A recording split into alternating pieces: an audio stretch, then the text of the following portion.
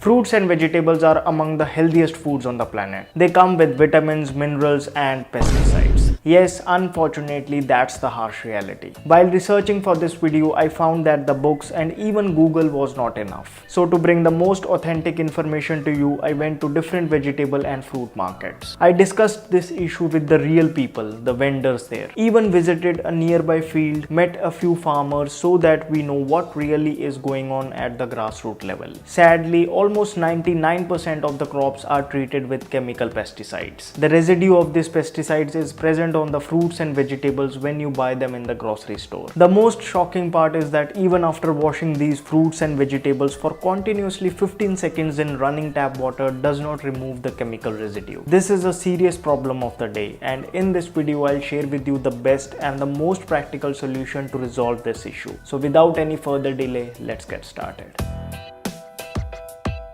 Hello friends, welcome to Vegetables. In the past decade or so, there has been a tremendous increase in the use of chemical pesticides to meet the needs of overgrowing population. Eating fruits and vegetables without properly removing the pesticide residue may lead to food poisoning, diarrhea, hormonal issues, skin and hair problems, and even long-term deadly diseases of brain, kidney, lung and cancer. Almost every crop today is treated with chemical pesticides. Now before I come to the solution, let me just quickly share with you what and how this is done. So basically there are three types of chemical agents used on fruits and vegetables to bring out what actually you see at the grocery store. First, the ripening agents. Fruits like banana and mangoes are treated with ripening agents, mostly calcium carbide. Obviously, this is done so that fruits and vegetables reach the market before season and can fetch more profit. The problem with industrial calcium carbide is that it contains heavy metals like lead and arsenic, which are dangerous for the human body. Secondly, coating agents like wax and DPA are used mostly on fruits like apples, grapes, and almost every exotic fruits which travel the 7 seas to reach your doorstep. The purpose of doing this is to preserve the moisture and the consistency of the fruits during cold storage and transportation so that they look fresh on the shelf. Have you noticed a white powder sprinkled mostly on red and black grapes? It is a chemical agent to prevent the grapes from getting soggy.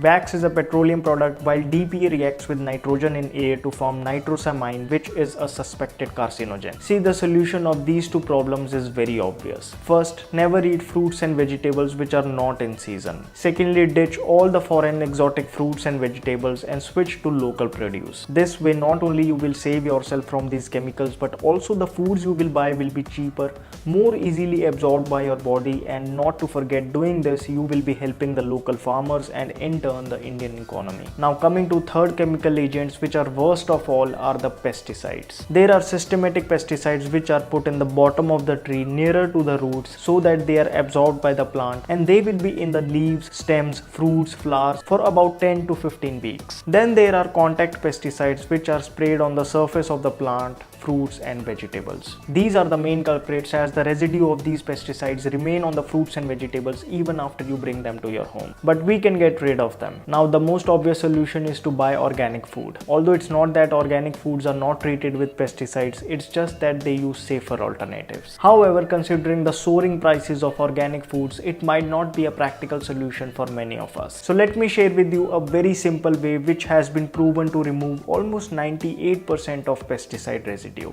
Yes, all you need to do is put the contaminated fruits and vegetables in one place in a container and pour enough water in it.